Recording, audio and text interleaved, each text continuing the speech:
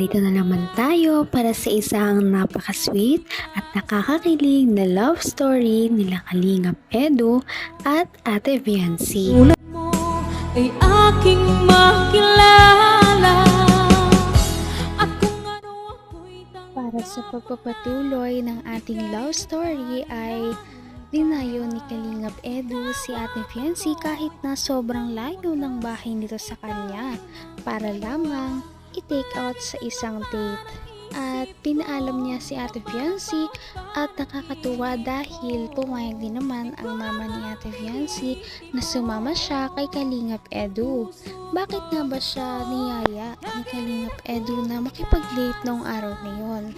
Simple lamang dahil gusto daw ni Kalingap Edu na makapag-unwind muna si Viancy dahil nga na-stress siya sa dumaang mga bagyo at mga schoolworks nito sa kanilang paaralan. Kaya mag-date muna sila para makalimutan ng mga ito.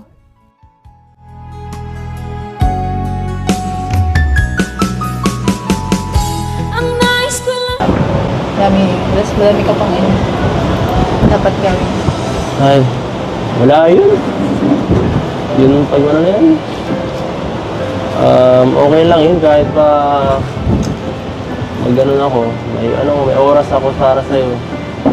Saka kung di naman talaga kaya, pwede ko namang itigil yung ginagawa ko eh. Alam mo yun. Isa pa. Nangako naman ako sa'yo, di ba? Tanda mo pa? Nahihintayin kita.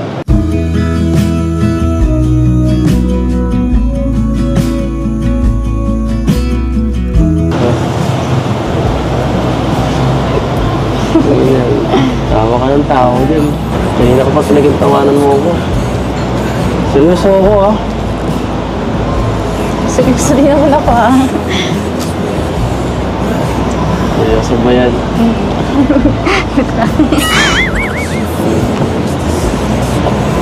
Sige. Okay. Kung kasama kasi kita, hindi ko napipigilan ngumiti. Alam mo? Mukha ako nakakatawa, ganun. Pambihira. So mga sinasabi mo kasi hindi ko alam kung bola o totoo. Grabe naman ito. Wala na akong oras pang bubula. Alam mo.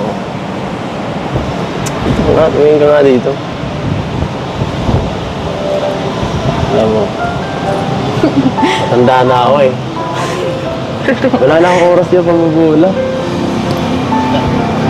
Limited na nga ang oras ko. Nasayangin ko pa ang oras ko. Gusto ko. Seryoso na. Totohanan na. O bakit ikaw?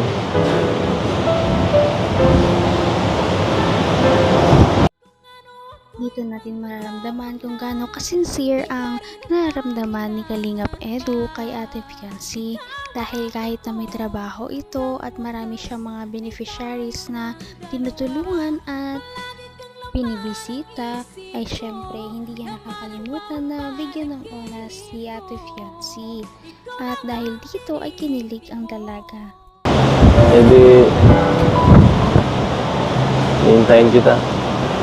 Okay.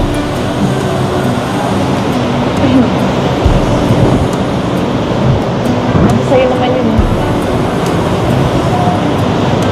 Sige. Sabi mo eh. Pero... sana naman. Bigyan mo ako kahit konting sign para... mas tumibay naman yung loob ko. Kasi minsan... nakakapanghina eh. Ito hindi ko naiiwasan eh. Pihit ka. Pipikit? Pihit ka.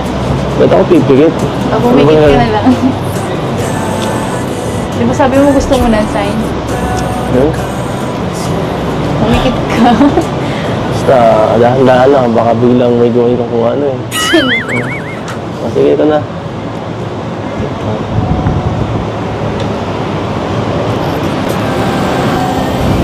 Anong gagawin mo? Cause baby you stayed on the ground while I was away. Yung order mo! Ay, mao! Inumo na kasi yung velvet, wala ko pagkain eh. Oo, pagkain mo. Hira ka naman. Pasensya na, kasi oh. Sasabihin sa akin si Biancy yata eh. Kumarang ka naman sa daan, walang hiya ka. Ano ba yun? Ako ko sa'yo, tumatalsik yung laway mo. Sabi ka nga dyan.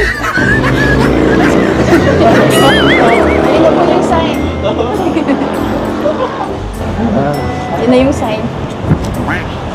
Ano sa iba yan? Ano bang ginawa mo? Ayun na yung sign. Ay. Ang dami mo palang nanan. Siyempre, mahirap makuha ang isang bagay kapag hindi ito pinaghihirapan. Kaya sabi ni Kalingap Edu ay hihintayin niya talaga si Ate Fiancy kahit na anong mangyari. At dahil dito ay na-assure din si Fiancy na meron talaga siyang aasahan kay Kalingap Edu. Kita mahal. Wala yung ganun nakalagay pa. So, dalawang isip na ako eh. Ay, guys lang. Dalawang isip ako mag-love team. Masyado na ako nasaktan eh. Ilang ulit na eh. Baka umusa ka pa eh. Okay. Yun lang.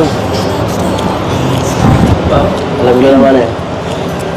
Na nabita ako lumuman mo. So ano lang yun? Para maging tawag dito. Sobrang swerte ko sa'yo. Kaya ako na ano sa'yo. Nabibiyaan ng mga kung ano-ano. Swerte ko ako sa'yo. Talaga. Basta. Pag dumating yung punto na sawa ka na sa akin, tapos tumingin ka nga dito. Tumingin ka na sa akin. Kasi seryoso itong sasabihin ko eh. Wala nga, kapag dumating yung araw na sawa ka na sa akin, yan, tapos hinahanap kang iba, ayaw ko na magpa-love team. Okay lang, matatanggap ko yun. Okay. Basta hanggat nandyan ka pa, nagawin ko yung ano ko. Lahat ng effort, lahat ng kaya ko. Seryoso mo naman. Siyempre, ayaw ko naman yung ano. Nakakabigla ang mga sasabihin ni Kalingap Edu dahil ngayon lamang siya parang naging sobrang seryoso sa isang bagay kapag nag-uusap. At ano kaya ang kanyang mga iba pang sasabihin? Dito kasi ay malalaman niya si Fiancy kung ano talaga kanyang tunay na nararamdaman. At ito na nga ang revelasyon na sasabihin ni Kalingap Edu. Abot kamay na kita. Para maging tawag dito. Sobrang swerte ko sa'yo. Kaya ako na ano sa'yo. Nabibiyaan ng mga kung ano-ano. Swerte ko ako sa'yo. Talaga. Basta. Pag dumating yung punto na sawa ka na sa akin, tapos tumingin ka nga dito. Tumingin ka na sa akin.